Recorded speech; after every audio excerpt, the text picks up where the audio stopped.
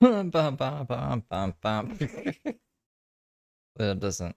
That's not how it starts. Me coughing. I just hit my toe off the thing. Okay. Bum bum bum. It's late-ish. It's kind of late. People tell me to stream in the evening. Some people tell me to stream in the daytime. Some people tell me to stream in the afternoon. But so this is gonna be, I guess, a nighttime, an evening, nighttime stream. That's what's gonna happen. And we're just gonna watch the Daisy interview. Well, not interview. She meets Rebecca, who's another homeless person in California. My stats still afternoon, so I don't know.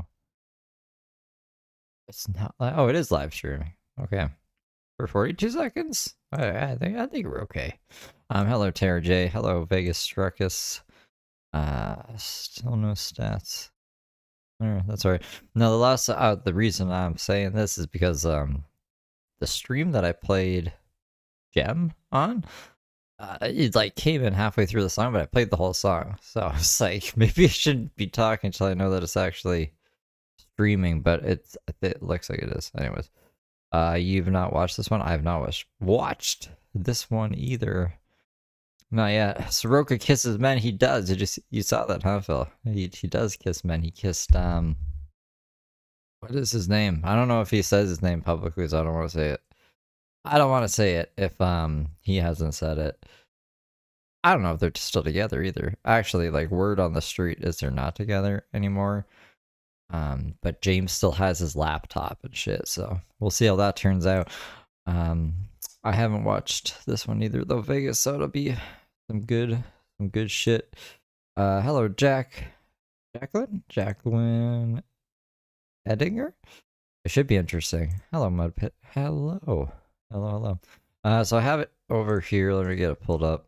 I'm gonna move it over here. And we'll see, that's an hour and 18 minutes. And then I also have, I guess I should have like showed you guys this before. I found this. It was recommended to me. My algorithm was like, yo, did you see this? And I was like, I don't know if I saw this. I don't think I did because it was just uploaded 46 minutes ago. So Venice Gallery uploaded Daisy's life story without interruption. I don't know. We could even watch this one first. You guys want to watch this one first or the other thing first? I'll run a poll while people come in. Daisy's story or Rebecca first. Let's copy that. But how have you guys been? How have my night owls been? Haven't done. Did I do a night stream the other night? Actually, I might have done a night stream the other night, and I'm just going crazy. So if I did, I'm sorry. I don't know. Been in my feels, and I don't know what the fuck is going on in life. Oh, short stack. Kisses all the man's cheeks. Mary Natoli. Who is Mary Natoli? Redacting their messages. I'm gonna be like, Brooke. Your messages are redacted. You're gonna get blocked. No, I'm joking. Or am I? I don't have the shit that come on the screen anymore. Anyways, finally catching live. Hello, Jamie. Hello.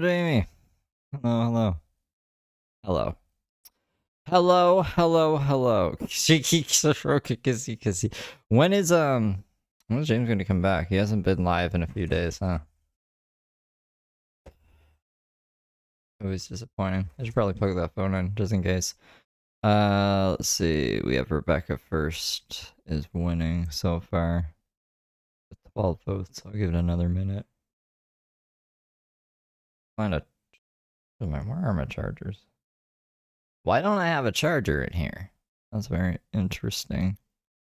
Rebecca, much more interesting stream. Just watch the Venice Gallery video. Same old story. Yeah, I figured. I mean, what's she gonna be like? I used to do cocaine and drink every day, and then I lost my kids and a vein popped open in my head, and then I don't know. whatever else she says. I can't remember. I just know that it starts like that, and it goes into the same fucking bullshit that it always does. You got the live notification? I mean, like, at least it went out. At least it went out. I appreciate YouTube working properly, kinda. So yeah, give me just one. I'm not even a minute. I'm just gonna run and grab a charger, and then I'll end the poll. And it looks like we're gonna watch Rebecca first, but in case something crazy happens in like the 12 seconds I'm gone, let's see what happens. Blah.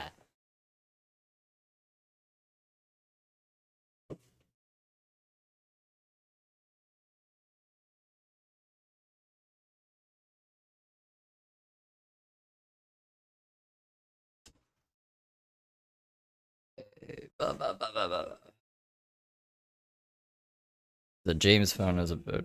Whoa. That's the other microphone. The James phone's about to die, so can't have that. What if James went live? What if James goes live right when the phone dies? What if this turns into a James stream? That'd be pretty crazy. I don't think it will, but you know, just because Phil Broom's is here.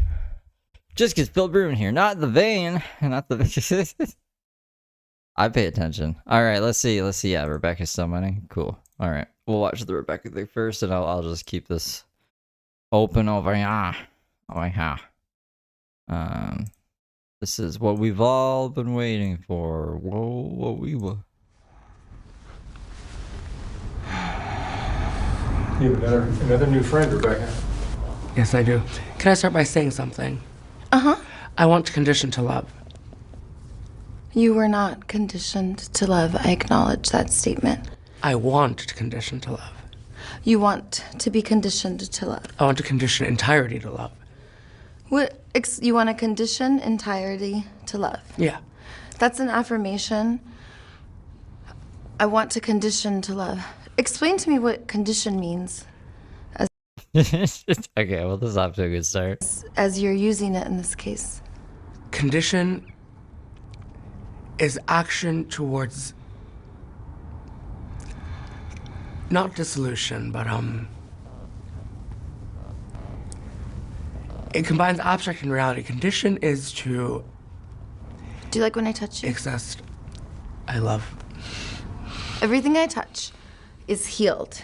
It's with the intent. It's gonna be like everything you should touch turns shit. For anyone wondering, this is on Softpoint Underbelly. I'm sure he's gonna like.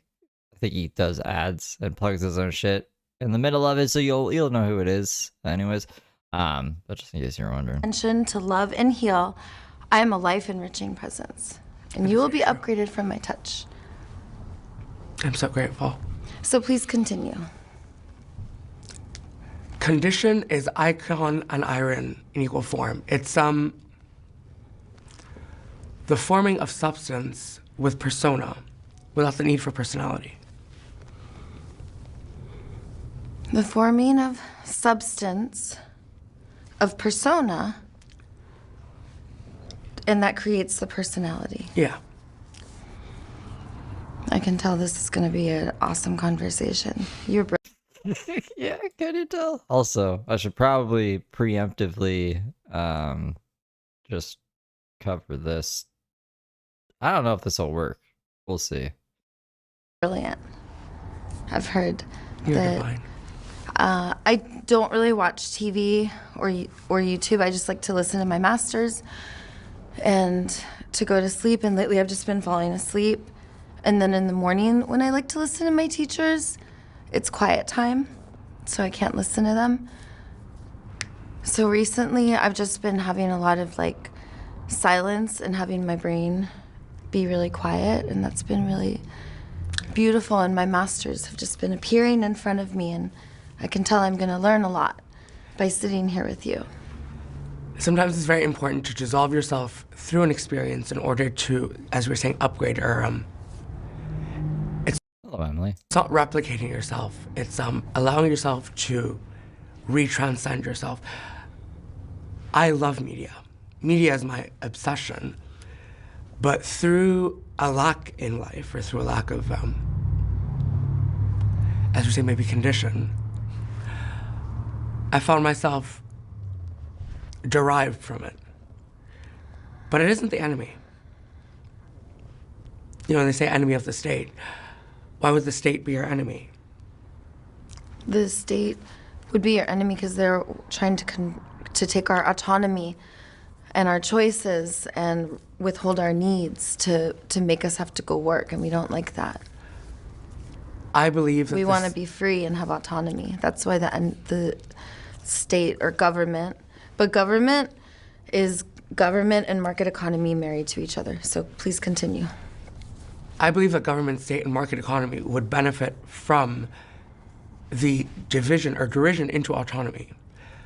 The problem with autonomy is not everyone makes the right decision. Not everyone wants the best interests. You don't want to end up giving the key to your house to, a killer or a rapist or something, etc. When you apply that thinking to, I don't want to say a political. What if everyone's door is not locked? What if there are no locks? What if What did that? That's I don't know if that's a good idea. What if there are options everywhere and so many choices and options that we don't have to lock our doors? Because why would anyone take from us unless we had, there's 3 wounds going on: scarcity, separation, and meaning and purpose. Those are the 3 wounds that the state creates because we don't get to do our meaning and purpose because we're workers. And separation is when you put. Is this Truther's little brother? I love Daisy. I need to meet her and join the whole revolutions. He's a genius. Is she Truth Teller? Do you know Truther? Do you watch Truther? All of the kids together and all the adults together and all of the old people together. That's separation. And all the poor people and all the rich people and all the animals here and all. So that's separation. That's a wound because we want biodiversity. And we also need a lot of touch and a lot of love. And that's the wound of scarcity. Yeah, scarcity, separation, meaning, and purpose. But is it so important? If we have all our needs met, we don't act out. And then we don't act inward either. We don't hurt ourselves. You would not do drugs and alcohol like I did. You remind me of me when I was in my early 20s. Because I was so wild. People used to call me Snowflake. Because I was like a snowflake in the air, blowing around. So glorious and beautiful. And I did a lot of cocaine. And cigarettes and alcohol. And that was the trilogy. And I got sober from it almost 7 years ago. And I've just been blasting off ever since, getting rid of coffee, getting rid of sugar, getting rid of unhealthy relationships, giving myself the gifts of healthy relationship, medicinal food. The more that my needs are met, and then I gave up market economy almost 5 years ago. I do not use money, he knows. Don't like money. I'll go into Earth Cafe and kidnap one of the workers. Get over here, you little. Give me a green juice right now. I don't know if it's gonna work. Because she keeps moving around. Or I'm taking them with me, and you'll be one less worker. It's okay. We'll just do our makeup and hair together, okay? Just you won't get in trouble because you're under the duress of tickle torture. And I've literally found ways. By the way, I kidnapped every single super city worker at yesterday's Friday cleanup, and there was only 2 park rangers who I did not kidnap, and I threw my yoga ribbon and I was like, get over here. And it's been 5 years of this, so they were like melting in my arms, and some of them ran over to get kidnapped like 2 or 3 times more. And I'm like, you've already been kidnapped a couple times, stupid. Get over here, you little slave. Don't worry, it just means you don't have to go to work. Today's video is sponsored by BetterHelp.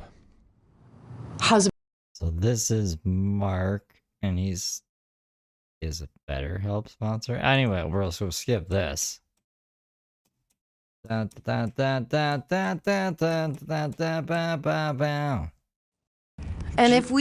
so I don't know if you know about my work. Go ahead. So Daisy is my chosen name, and it's very intentional. A daisy is a beautiful flower that represents freedom and autonomy and choice.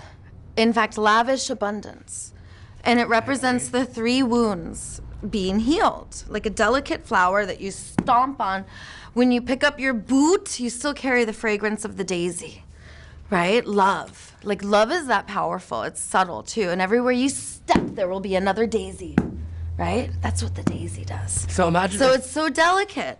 But yeah, can we hear Rebecca? I mean, like, I've never really even watched Rebecca. So, like, can we hear Rebecca talk?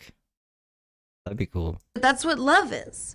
So nonviolence is boring. Nonviolence, you just sit there and annoy everyone and don't see anything and let yourself get beat. It's like boring. You allow violence and don't react to it, and you just are not violent yourself. But love is so powerful. In fact, it awakens us. It frees us. And then I was thinking too, I want to ask you about something, if you agree. But before, I want to say something. I feel like love substitutes pain for violence, as in it's violence neglecting pain, or violence in neglect of pain. Love substitutes pain for violence. Through violence. Through violence. Yep. We act out because Like an atomic in a collision. world of scarcity, when our needs are being withheld, then we either act out and we hurt others, or we act inward and we hurt ourselves. So yes, and love is when we are balanced. Love will enable us to, instead of Couldn't this conversation just have like happened on the street, not in a camera setting? Like, did Mark just be like, "Hey, have you guys never met each other? Let's just have talk at each other on camera," or are we? I mean, like it's an hour. Maybe we will get to learn about Rebecca. Maybe they will tell us about themselves. like we'll harness violence and we'll see it as like big charged energies, like anger and violence. Which direction do they go? They go up and out. So I can use my violence to attack you, or I can use my violence for rough affection and be like, get over here, you're too lovable. Yeah. Or I could use my violence to create something new. You should learn to not be violent, right? Like, that's what anger management's for. I think Mary is to blame for this. Mary wanted Daisy to embrace her violence and smash pumpkins and shit. That's really inspiring. Or I could use my violence to channel it to find my anger. And my anger is like the should. And underneath the should is a want. And then that's the processing where it's like anger, violence, mourning, processing, positive reframing, becoming inspired, enabled, and empowered, and then blasting off. And that's what's up. And that is how we don't have to act out our violence and we can enjoy our violence because it's prana. That's life force. It's chi that we can harness because I don't know, bro. I don't know anything about Rebecca because Rebecca can't get a word in edgewise. So, I don't know how they identify. if I punch you and I do violence to this person, I make destruction. Okay, well now I've created a rupture in the relationship that needs to be repaired, and this is actually an asset in a world of togetherness and not separation. This person's an asset. So I want to instead repair the rupture. So if I'm so violent, I could be like, oh, I'm so angry and violent right now. Like, let's have a parallel discussion, both of us facing this way, because if I face toward you, all this energy is going to go at you and I need to yell right now. Are you okay with that? And then they have an option to be like, no, I don't want you to yell at me. Like, that's way past my emotional capacity. I'm going to get fatigued really quick. And compassionate fatigue is something when you go from parasympathetic to sympathetic. And if we learn how to call our empathy buddy and say, hello, empathy buddy, then our Thought it was an empathy angel. Are we rebranding empathy buddy now? empathy buddy will say, before you speak, is your heart open or not? Are you in your sympathetic or parasympathetic nervous system? And then we want to open our heart before we open our mouth. Now, Ainoki, you want to talk. What do you want to say? What I want to say is when you say empathy, when you take empathy in a skeletal sense, right? Because violence implies We're just gonna start stretching. She can't sit still. Like, I don't know. I was gonna be like, I'll give it 30 seconds before she starts getting distracted. She's already distracting herself. rupture or puncture. If you're able to puncture, like I was thinking this, when the second you get under the skin, it hurts. Is it necessary to hurt? There are people who deserve to be hurt, yes, and there are people who deserve to be punished. But love knows greater bounds. Love knows greater, as we were saying, autonomy. Is love autonomous of pain and pleasure? Is not love a consistent expression of pleasure? And I don't want to say a defense against pain, but a rejection of it. Violence can be embodied in many ways. Yeah, it is a rejection of it. Yeah, because and guess what happens when that person who is always violent because they don't get love, which is what I hear you're saying. Guess what happens when they finally get love? It's so beautiful. I'll teach you it. Hi, Daisy. This is Rebecca. This person is really bothering me. What do I do? Oh, that's easy, Rebecca. Just love yourself up and love them up. Thank you. Bye. Hi, Daisy. I'm really angry with myself and I'm shaming and shitting myself. What do I do? Oh, Rebecca, that's easy. Just love yourself up. You're so lovable. Thank you. Goodbye. Yeah, it's that easy, huh? It's like a fucking commercial right there. And when you finally receive the love, it's like, "Ugh." Oh yeah, Rebecca. Yeah, remember? There was some person that came to see Daisy from like Ohio, and she was, I think, all good had broken up with her. It was one of those times that she was just doing that cry, like her mouth wide open. And he was like looking at the camera, like, "What's happening? Someone come save me, please." The pain can finally be released of having not been loved. Ah. Look at your toes. I love you. I love you. I love you. You're gorgeous. You're flawless. You're beautiful. You're hydrated. You're hygiene. You're immaculate. Incredible. Your DNA is upgrading. I You believe that's see? intentional. So if we put love to it, sometimes you gotta cry because let me tell you something. Do you know about a poop and pee? That's a digestive system having a release. Do you know about a cry? Real quick. A cry is a spiritual poop and pee. That is our nervous system having a release. It has to happen to create the space for what's new. But what I have to say is, So we can get new information. In the words We of- gotta mourn the old information. more an old That's information our like old poop and story. pee. And that old story doesn't work. That old story makes us suffer. We don't want to suffer anymore. We don't want to live in ugliness and boringness anymore. We want to thrive.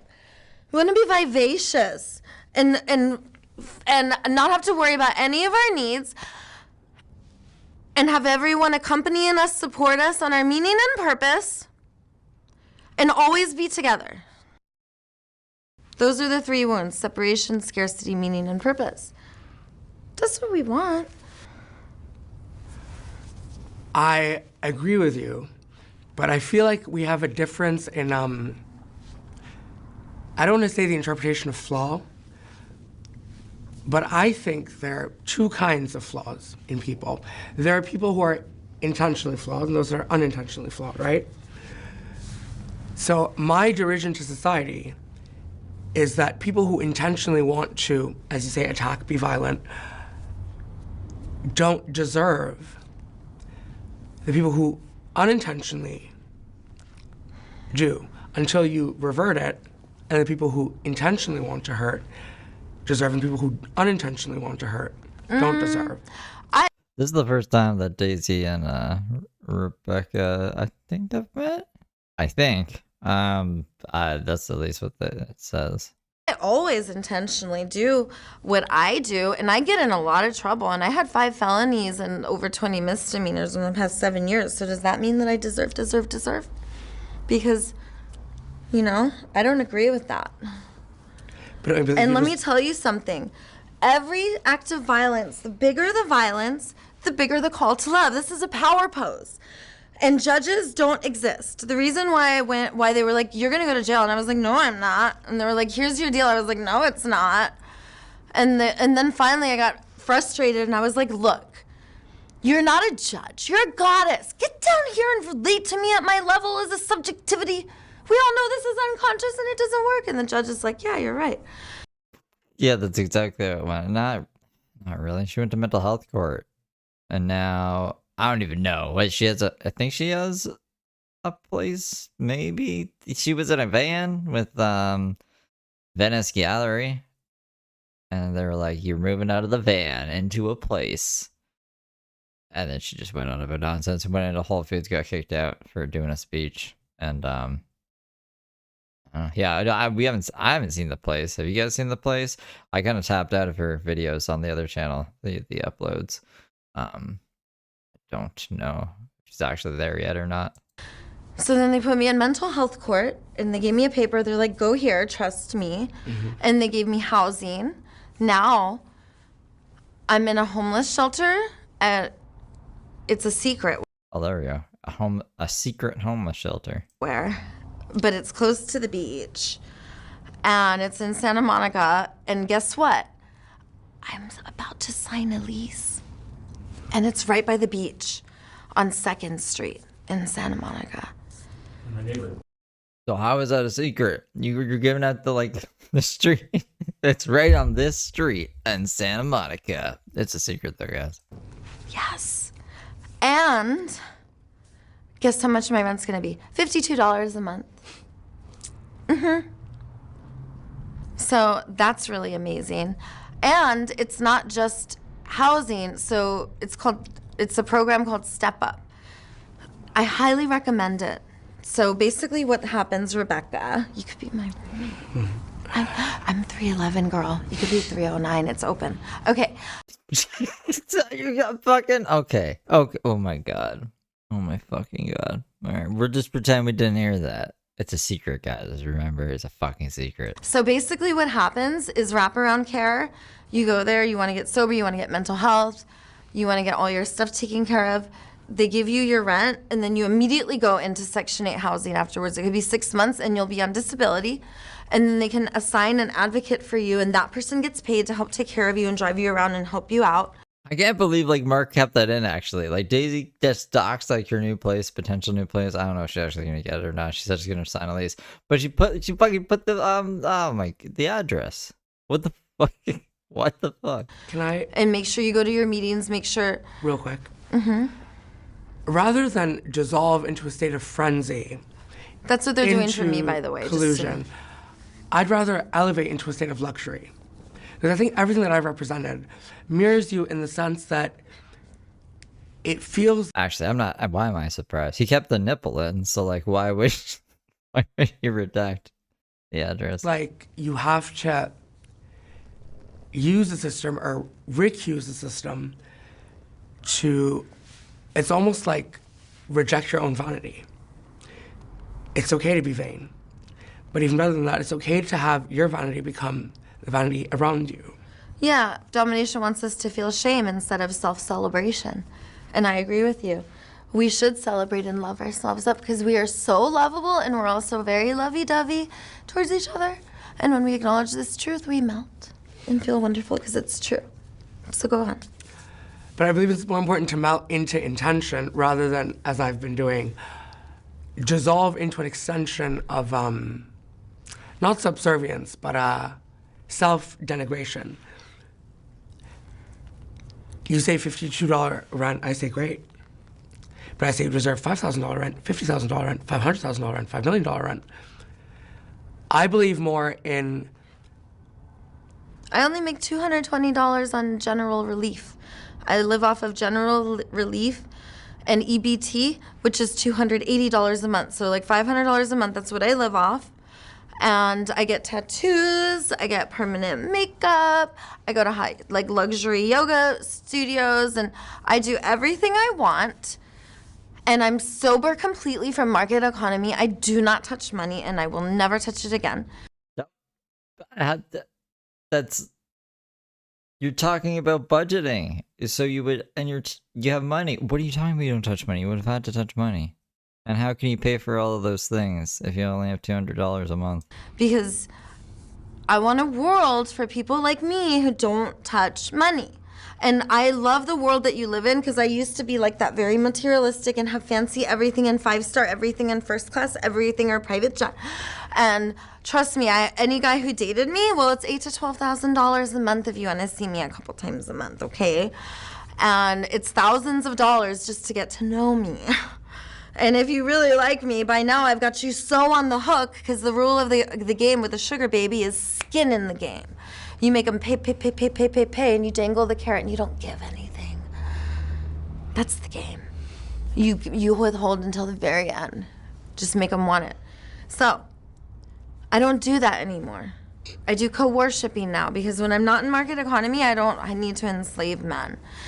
I don't need to numb out and recreate the trauma of my grandfather and my uncle and all the perversion in my family. Like, which, by the way, I love my family and I miss them very much. And I wish that we could all come together and resolve our rifts and restore. Like, but I'm just acknowledging what happened to me. It was like, I lived in a family also where thank God I had these live-in nannies till I was 12 years old. And the poor things, my grandpa used to get them pregnant, teenagers. God. And yeah, it was like so much perversion. But thank God I had them because these women were from South and Central America and they would caress me and my siblings from head to toe. We would experience true love and the most beautiful, pure love. My mom, I'm so affectionate with her and she loves it, but I don't think she had affection. I don't think she was picked up when she cried, you know, kind of a thing, because she's not affectionate at all. Mm-hmm. And the way that we heal that is I have to grab my mama and be like, kind of like you. Yeah. You're kind of like a little rigid so when you melt, that's when you start to heal, when you start to trust. Yeah. And you have to trust in the universe. You have to trust. Oh yeah, so she said that in the first time she was on Soft Blood Underbelly. Was her grandfather was apparently a pretty bad dude, and this kind of goes to the whole thing. Like I don't know. I don't like Daisy's mom because apparently, like, if that happened under Daisy's mom's watch, then like, why does she have custody of the kids? And also, Daisy's mom is kind of fucked and like doesn't play by the rules. She didn't play by the rules, and I doubt that she was a good person in skill. I don't know. I just wanted to ram something, but anyways, I think that's like I'm good enough. That's not abstract. She brought it up. In yourself, and you have to trust in each other. But I just feel like it's and you have to trust in nature. Go ahead. Definitely. I believe in trust inherent.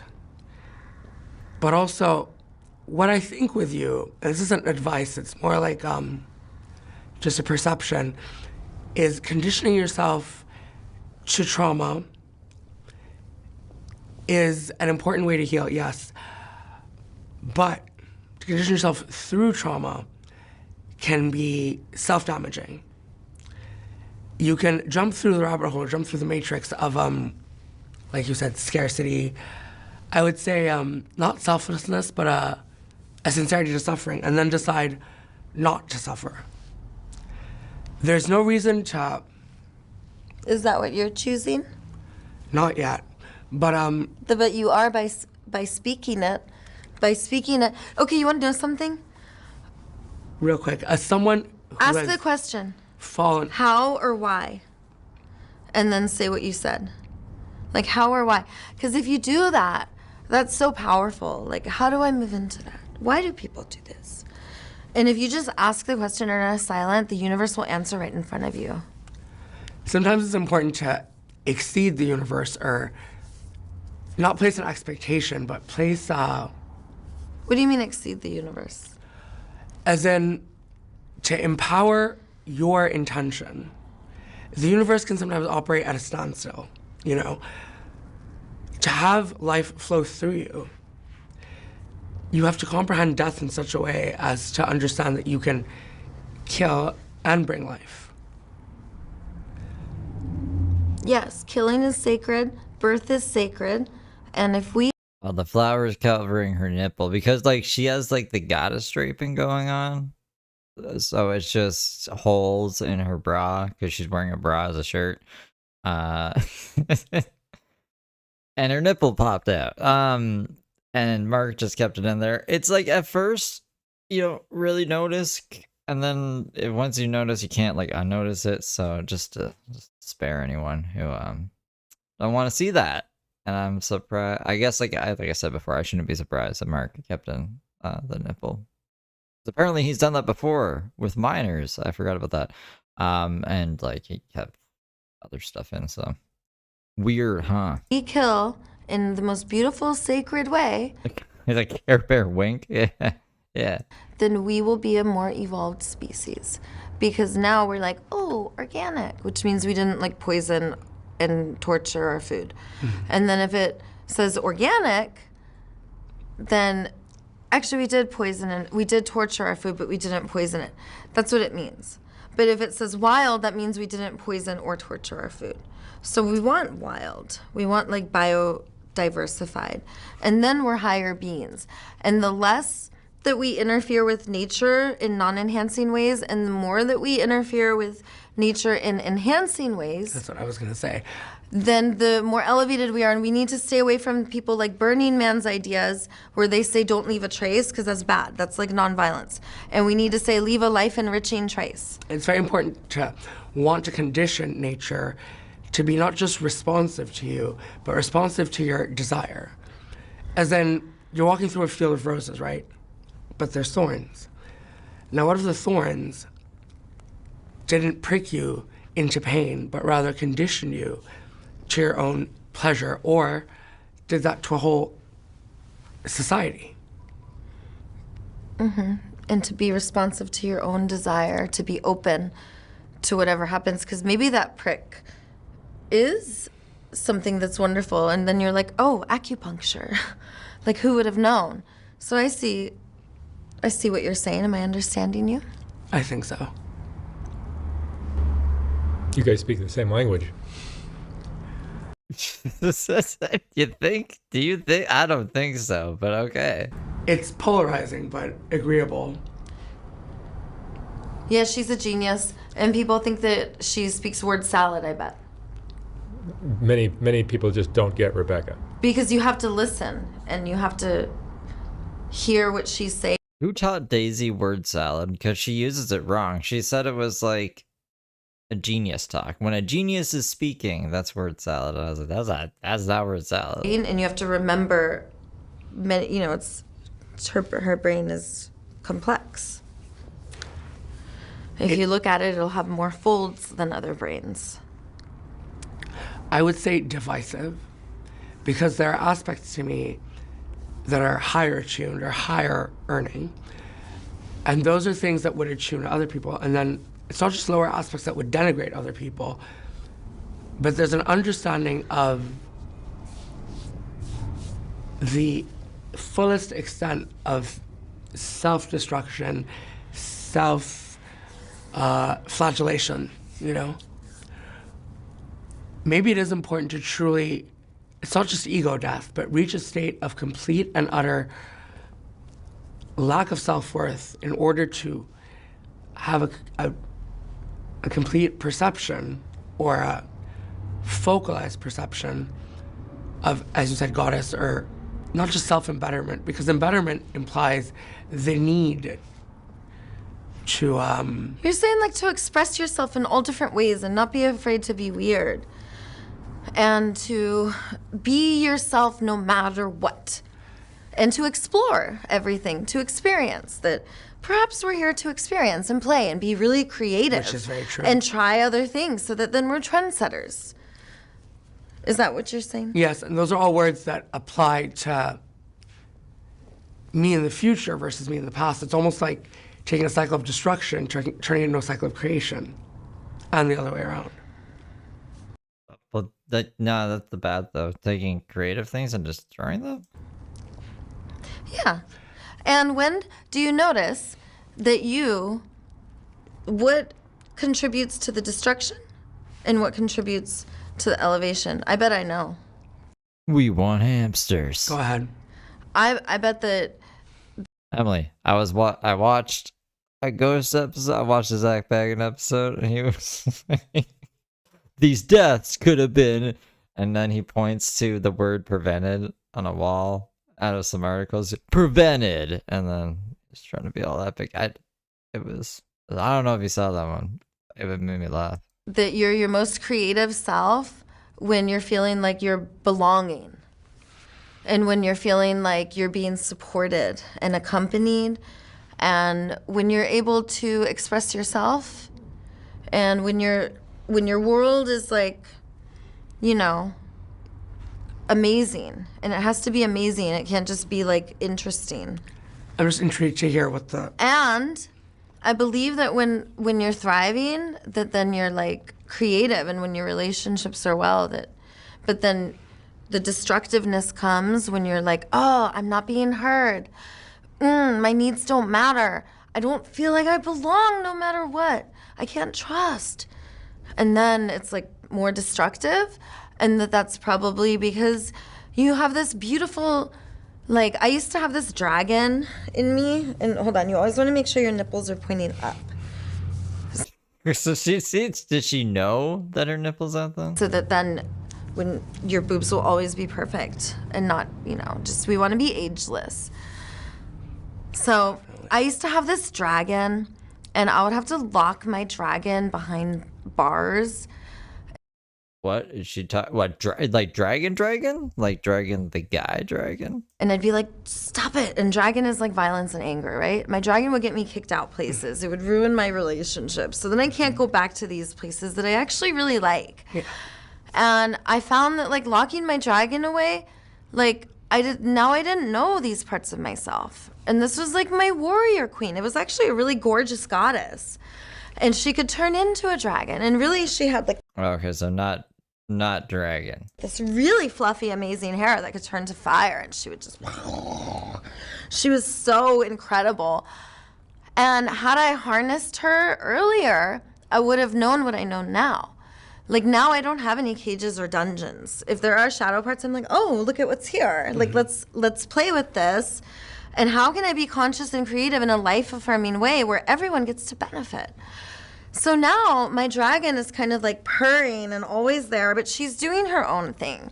Like she's in the sky, flipping and fluttering and learning new tricks so that when it's time to ride her, I don't burn down villages and destroy relationships. Yeah. I'm actually riding her, and she's amplifying my voice and empowering me.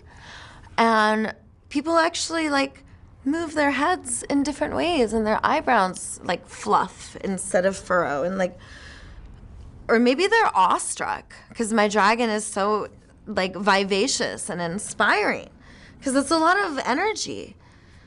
And when we learn how to let our dragon out, then it's like now we get to really live life. I was skateboarding the other day thinking to myself, dang, I'm like a little child that's just growing up and just experiencing the world. With 3 kids and a previous cocaine addiction and alcohol dependency. I don't know. Can you say that? And now I'm actually finding my tribe, like people who are so genuine and there for me no matter what. But I needed to find fellowships, places where I went consistently to be a life-enriching presence. And I see you doing this. I see you going places consistently, talking to people consistently, doing the same thing. And you're actually awakening and uniting others. Go ahead. What is this? What's this thing?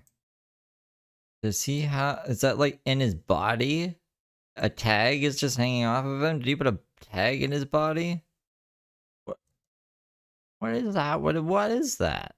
Go ahead. What I will say is I've existed in a state of complete self-neglect where I'm aiming. Where's that blue thing going? Where's this blue thing going? To a state of societal dissolution, as in, rather than walk around and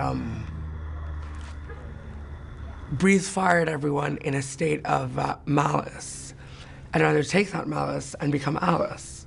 As in, it's like kind of with you, it's like falling into a state of complete trauma, seeing the world through the lens of not hatred, but that which is strange. Well, what is hatred? Remember, it's love. It's fear, and it's distrust, and it's having been let down, and having our needs perpetually withheld. Yeah, Zach is a goofy guy. Those not and of course we feel how we feel. We make perfect sense, and we need someone to tell us. So we need someone to stop giving us advice and say, oh, you are so lovable and you make perfect sense. And of course you feel how you feel. I wonder if you're needing. And then listing our universal needs for us so we could like cry and be like, yeah, I am needing like clarity and connection and shelter, somewhere to charge my devices, a shower, laundry. Like, I know what it's like to go without these things. Food, eating out of trash cans. I started to listen to my stomach and my stomach would tell me which trash can's food was in, like a bear. I'd be like, I know there's a score there. And I would find like, dude, the yuppies be putting like a whole half a sandwich uneaten all in the plastic neat for you in the bag. They're like, some homeless person will get it. It's just so interesting to me how we operate almost in, it's like collision and duality. Like if I were to take to a dumpster, and this happens all the time. Not a dumpster. The trash cans on the boardwalk are way different. A dumpster is something that's like been sitting there and then it goes, no. You go to the boardwalk right outside the restaurants because the yuppies at the beach, they're like, I don't want to carry this around. And also, you could go to the restaurants and just eat the leftover food. Do you eat to nourish or do you eat to sustain? I just tell the universe I want green juice, I want salad, raw veggies, and then I get exactly that. And I never take more or less than what I need. And if I have to steal, I will steal.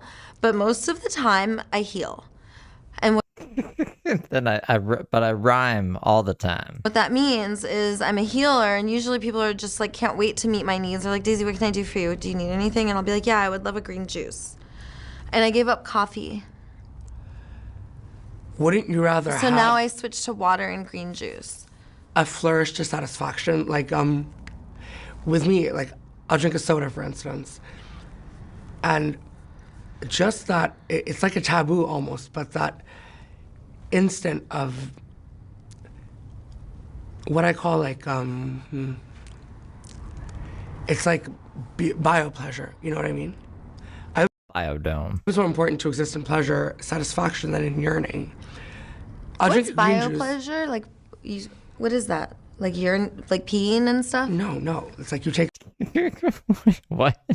Look at Rebecca's face. pleasure and evolve it to the biosphere around you. Oh, okay. I thought I meant like our biological needs. Because it is pleasurable to release. Your eyebrows are furry, and do you have some kind of enemy image against urinating?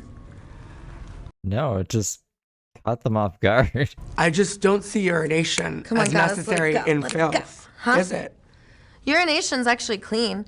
You know, after I do a number 2, my body will give me a little bit of urine, like a minute or 2 later, so that I could use the urine to really clean my booty. So And imagine, our bodies are perfect. I always tell my body, I'm, like on the way over, I was like, I love you so much, guts. I love you, heart. I love you, lungs. I love you, intercostals. Please stretch so my lungs can be really full and I can have a proud superhero chest, and my butt will flare naturally, and my booty will bounce and get larger with an hourglass figure. And I just say like I just program everything I want. Okay, try this. Everything I put in my body from here forth will be gradually more healing and life enriching. Everything I put in my body from here on forth everything I put in my body from here on forth will be gradually more elevating and life enriching will be gradually more elevating and life enriching here on forth. here on forth. I affirm, goddess. I affirm You're on 4th Street. goddess. That's what's up. How could that not be used to a state of elevation? Okay, where are my breasts? Do you want breasts? Definitely. We'll get some. All I want is the cosmology of a woman. You should go to my doctor. Which one? I mean, she's had like 4 doctors work on her. But what I want is Dr. David Kim in Beverly Hills. He's amazing. He goes through your armpits. diabolical. Diabolical. But I feel like I want it to feel natural. And it's They interesting. do feel natural. Feel mine. Oh my god. They feel that way. So it's You important. didn't feel them. Feel them. Is that what we're doing They feel now? Like natural. what? They feel very natural. You don't know how to feel boobs, by the way. You were like twisting it. I'll show you how. Yeah, of course fucking America knows that. Teach me, condition me, recondition me. You're not bi, huh? Definitely not. I could tell. Good. I've been wanting a token gay friend. Goddess squads unite. Guess what? I'm gonna teach you something. Hair flip, shoulder. Try it. Requires hair and shoulders. You have hair. Get that curl right there. Get the curl. Just be like. And you didn't do the shoulder. You could learn a lot from Daisy. All right, let's try again. Look, and I left my hair back here just so you could see that you don't need hair. She to do raised it. her shoulder after. That was amazing. Yeah, you're learning. Oh, you got it. There you go, girl. Would you rather fly or breathe in ecstasy? Or both? Ecstasy, the state. I am ecstasy, bliss, tranquility, and spiritual joy, which comes from a beautiful fire within that used to be just a tiny ember that I fanned and fanned and fanned until it blew up and I blasted off. And now I have this gorgeous phoenix tattoo to prove it. Look at And that. it's not done. It's going to be like whoosh. Is that it's new? gonna get bigger. Is that new? Yeah, I don't pay for my tattoos either. I didn't ask if you paid for it. I'm just asking if it's new. Kind of. I'm about to get more actually in a couple days. It's beautiful. Your cosmology is so perfect. So are you. I just feel like focusing on restriction in self-differentiating ways, like I'm completely restricted by my male cosmology. Every part of me that is inherently inferior would belong to the male. The female within me, it's beyond enhancement, it's beyond thrive. Any element of female extrapolation or female expression always leads me to a higher state. I think sometimes as Women are powerful. women are powerful, Go, Women are goddesses, powerful. go! literally. We're so powerful. And listen, I want to share an idea with you. Perhaps our men have been enslaved. Stay with me for 1 second and I will explain. Excuse me, how many goddesses does it take to do something? None. A guy will do it for her. But where have all of our men gone? They've been stolen away in a market economy. How dare you, 1%? Release our men right now, and the goddesses will unite, and we will free the men, the hunks.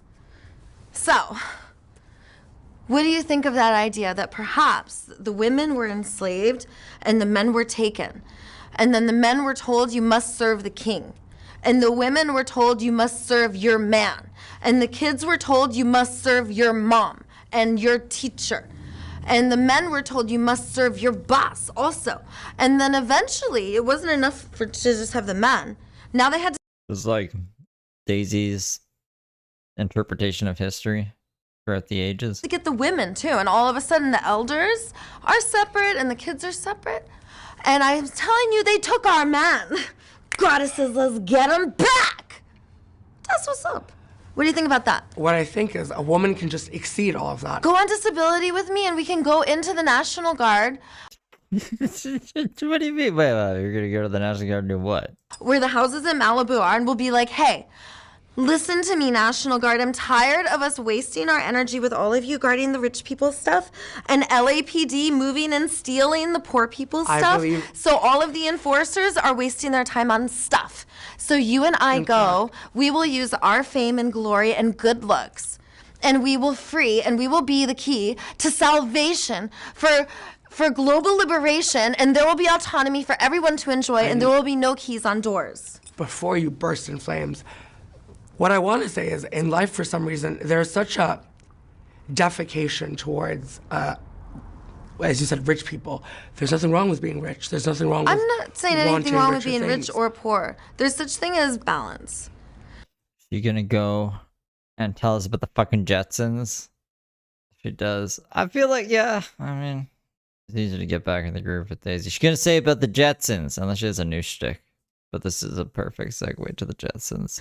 The very wealthy creates the very poor because there's the Hermetic laws and there's the laws of opposites creating each other. Real quick, what if you condition No Jetsons? I'm losing my edge. everything that existed in filth and poverty and squalor to want to live in wealth and luxury, as in elevation rather than self-degradation. Isn't that more important? I believe it's more important. Yeah, that's to, doing your meaning and purpose. Living in elevation means you are doing your gifts and talents and having all of the resources you need and all of the support you need. That's what that is. That's our highest state. That's self-actualizing, and we can't do that unless all of our needs are being well met. And our needs are withheld in this world. So it's hard. You have to elevate and be really, really powerful and then not be a sellout and not charge for people to go to your things and empower people to be free and to not have to be. I could tell you, I'm going to go to the Venice High School because on Saturday and Sunday they have a biodiversified wild food forest where they allow animals to go in and eat the food, and you could go and harvest the food yourself and take it home and eat it. I've found places where I could get free groceries, actually this weekend, and The food lines? every weekend they go to 3 different Whole Foods and fill this giant truck up. And then they go to a Vons too, so 4 stores, and then they give everyone 2 giant bags of groceries. Like, I figured out how to completely exit market economy. If we all do this, we can do this other world. real quick, in dissolution or in polarity, I would say. Can I finish my idea? Go ahead. Because then you want to know what world Go ahead. I mean, like, I think we've heard this 1 billion times, but go ahead. Look at her face. Like, really? Daisy's got more shit to fucking say? want to know what world you'd be living in instead of being on the streets of Venice Beach, sleeping next to the skate park in my temple, which was always gorgeous and beautiful, and I'm sure you kept your space the same way. But instead of that world, there would be abundance everywhere. So there would be a world for the very materialistic who are living more like the Jetsons, people who are living close to nature, but instead of you and I being surrounded by shit on the ground and trash and death, because there's dead animals and dead bodies every once in a while, which is literal hell on earth, we would be surrounded by life. So imagine in our situation living on the streets, because I was recently living on the streets a couple months, like a month and a half ago, and then I lived in a van, and now I live in a homeless shelter for the past week, and now I'm gonna have my own apartment. So we're both moving up, because now you're staying with him. But in Staying with Mark? the old situation, imagine if we had watering holes. Imagine if there were not only natural hot springs that were super hot and all the way to lukewarm and ice cold rivers, but also if there were private bathrooms we could go in and take a bath, and hot yoga studios we could go in and stretch and not have to worry about money, and have places we could go and get food where people who wanted to cook would cook. Imagine if in our world when we just needed to act out and be taken care of by society, imagine if all those resources were available for us. What would that have been like? I want to say not only exactly, but when I walk around Venice Beach and I see the giant Venus, and I look around me and it's not like it's decrepit, but it's all either food or, as you said, it's homeless people. It makes no sense to me. Wouldn't it be so amazing if a temple of pearl were to just drop on Venice Beach, and it would become like a Venusian temple, or to beauty, not to ugliness? Why condition life to failure? Goddess, I'm going to repeat my question. And that is, What would it be like to be living on the streets and have that option to live on the streets and know that instead of shit, death, and trash, there is endless watering holes, privacy and places to get clothes, and abundance of ways to meet our needs? What would a world of lavish abundance while we are acting out and hurting ourselves be like? Repeat the question to me, because it's a big question. I can repeat it to you if you want. what I will say, because it's almost like in retaliation. What am I asking you? What you're essentially asking is taking pain and violence and suffering into a state of transfusion towards resource to embetterment. And I say, why not have embetterment and luxury be inherent. Explain have embetterment and have luxury be apparent. You were saying Like shit like you on have the to street. earn it? Like no, you have no, to earn nothing it? like that. But beyond, like you said, shit on the street. I say, Yeah, there literally is. I just I skateboarded know here. there I could is. tell you there's so every why block. is it there? Why not just have that disappear? Could you imagine such a thing? That's my counter offer. Okay, I'm gonna repeat my question. Oh, you want me to answer it first? Go ahead. Okay, I'm gonna say the question and then I'm gonna answer it. What would a world be like that instead of the world emerging in scarcity, We're just rephrasing the fucking same question again. I know, right? I know, right? Louis the 13th pizza. Oh my fucking god. death, filth, and trash? What would it be like to live in a world that emerged in abundance and care and Delaware. togetherness? And not specifically, because it's a big question, there's several parts. Not only what would it be like to live in a world that emerges in lavish abundance instead of scarcity, but what would it be like to live in that world during a time of self-harming, self-degradation? And I will answer first. Go ahead. In my early 20s, I had like this spiritual awakening, and I had a brief period of sobriety, and I got really connected to spirit and to myself and to nature, and I started to have my shadows come out of the closet. And I went to my family members, and because we don't live in a world of like, now we're living in a world of awakening, but I didn't know that you don't just like go to your mom and be like, Mom, I was molested. I need you to like acknowledge this for me right now. Because I didn't realize Yeah, you should be able to do that though. is like there's gonna be a big And they're supposed to protect you, so like that doesn't happen. impact on her if I do it like that. Like she's gonna be hurt and want to defend and want to explain, or like in this case she was like just not believing me, right?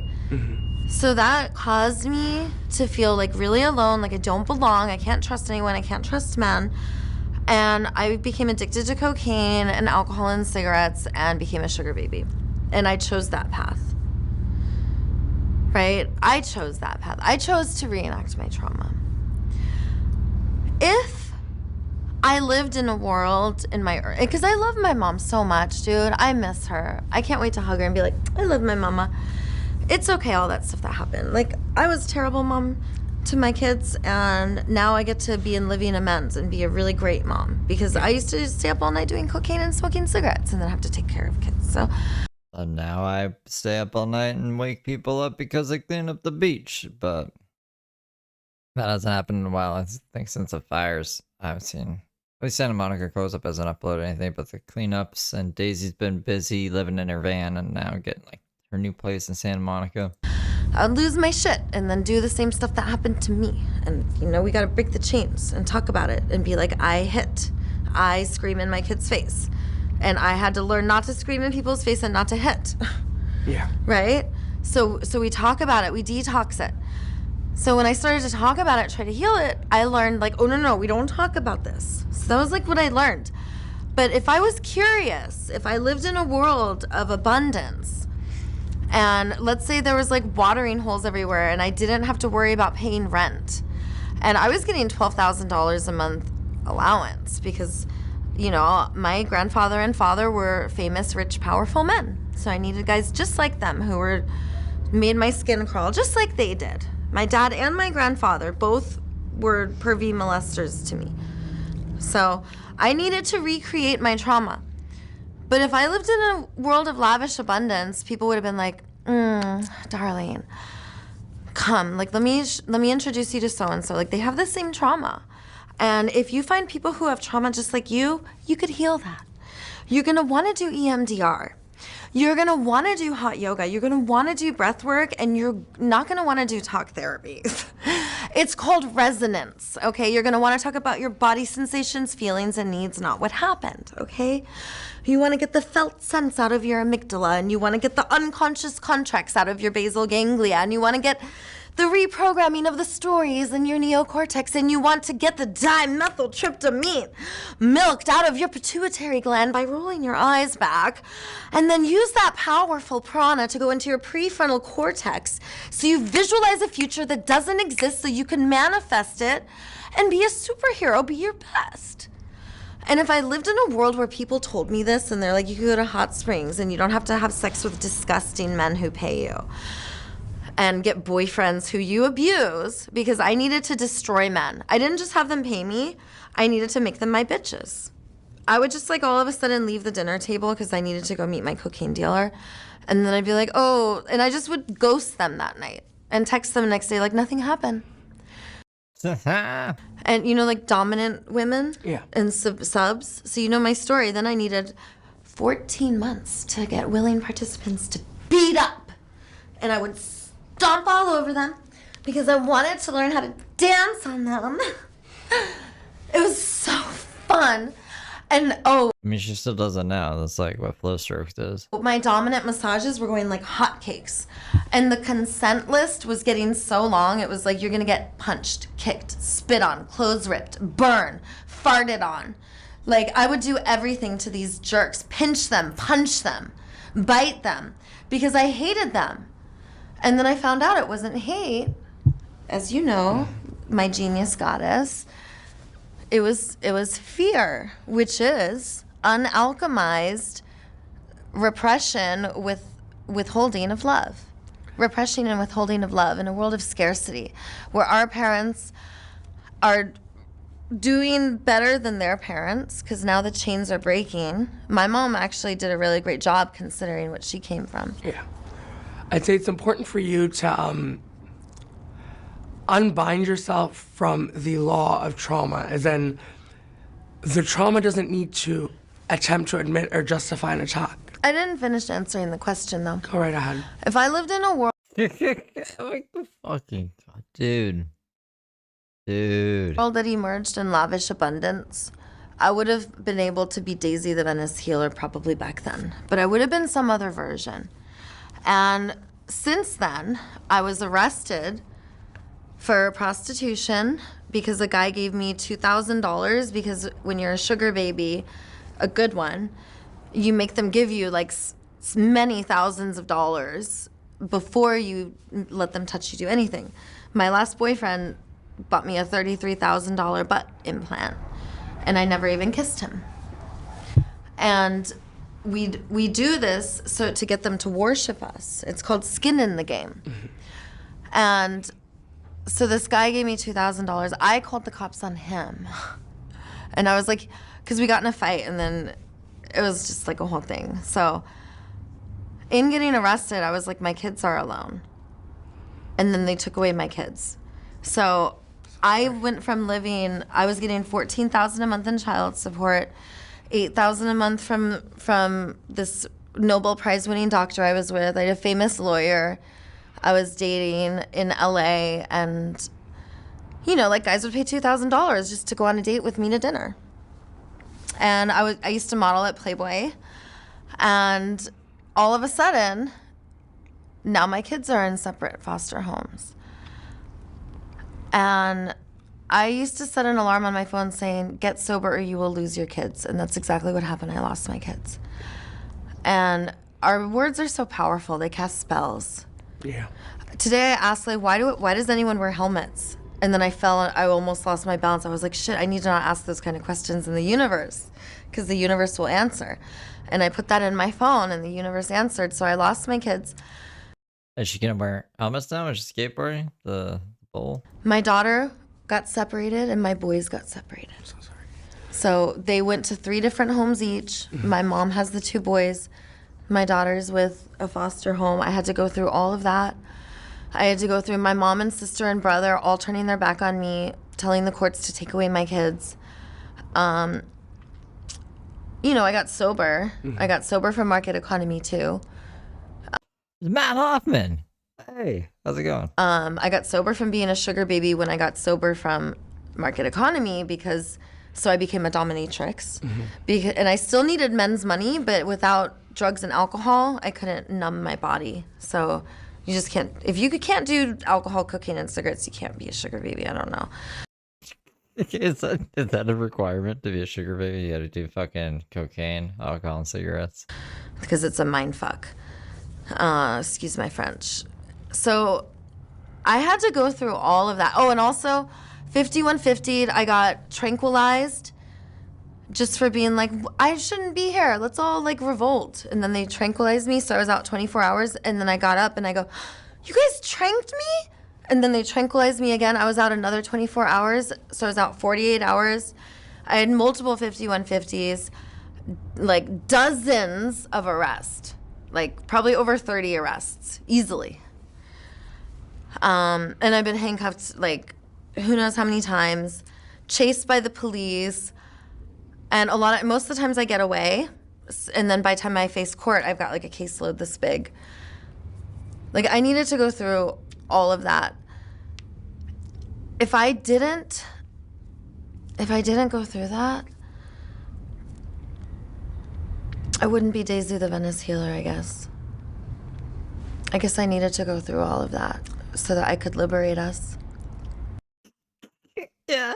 How are you helping liberate Rebecca, or anybody else for that matter? What is this us we're talking about? I think the words Daisy the Venice Healer imply, as you say, love, abundance, but also there's a purity in it, you know what I mean? There's a purity and a beauty. I think it's more important for you to refocus your energy there than to focus on beckoning towards past trauma. Do you want to know what Daisy means? Go ahead. It means the creator and uniter of superheroes. The translation's actually maker of kings. So I made the modern day translation. That's why I chose that name. Daisy. And then Oh, come on. We're gonna explain the origin of fucking the. acknowledges like the oneness, that we're all God. And sometimes I go by Wa, which stands for we are. So it's like in Didn't she not call herself the Venice Healer until like Allison put it on a rock? I swear to God, that's where she got the from, because she read it and she was like and she was like, I like that, and then all of a sudden she was like branded it. I might be wrong, but like she's acting like she came up with it and she put a lot of thought to it. It's the oneness. instead of the burning bush saying I am, everything's glowing and lighting up saying we are. So that's why I chose Wa. So Daisy the acknowledges the oneness. Venice, and actually I changed my name. Like if I go to yoga or something, I just put Daisy Venice. And Daisy Venice is my name because that's my tribe. That's who I am. And when I walk, even though my tribe's not behind me right now, my tribe is with me. My unconscious mind, my subconscious, my biofield, everything about me carries my tribe with me. So that's Venice. And then healer is like kind of like my philosophy. Like when you stand up and I used to say, I'm Daisy, I'm an alcoholic when I wanted to get sober. Saying I'm Daisy, the Venice healer, saying I'm a healer means that I'm on this awakening journey to love, towards global liberation. And I am the healer because I am an awakener. And I want to tell you the 5 steps of global liberation. Go ahead. I believe that each of us is a superhero meant to be honored, acknowledged, glorified, and adored, and cherished. 70% of the people we want to give to don't want to receive from us. 70% of the people who want us to give to them, we don't want to give to. So therefore, when we do give, it's really amazing to give and receive gifts. Like it's a really true gift. And that we're meant to honor our willingness and capacity, not do it for votes or money. So when we do this, we are true masters, creators, but we must find 1 or 2 things that we do really good. So my meaning and purpose is I am 2 things, awakener, uniter. You have 1 or 2 things that you are meant to do, just like be really good at. So maybe Tony. This is the only thing that goes through fucking Daisy's head all the time. No, yeah. I know, right? Right, Victoria? No.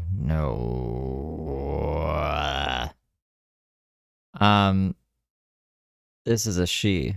This is Rebecca. And she's being a trooper right now because Daisy is like putting her through the ringer. Hawks is like, he's meant to shred the sled. Like he's gonna be on the concrete, in the bowls, on the streets, on the skate sled, shredding it. Yeah. That's Tony Hawk. My meaning and purpose, awakener, uniter. Like, what's Rebecca? Mark is probably like photography, seeking beauty, documenting stories, empowering, elevating others. Like, this is his meaning and purpose.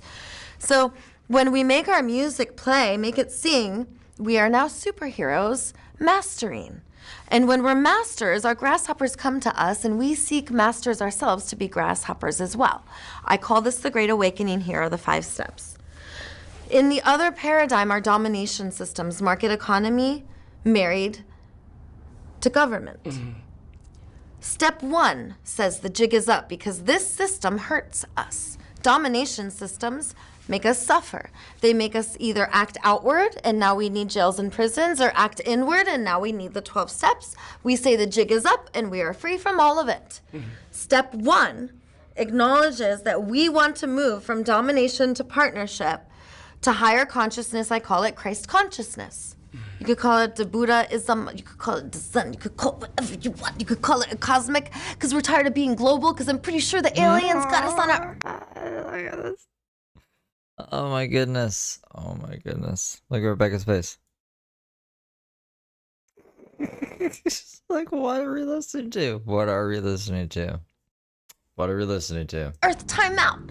I call her Big Mama, by the way.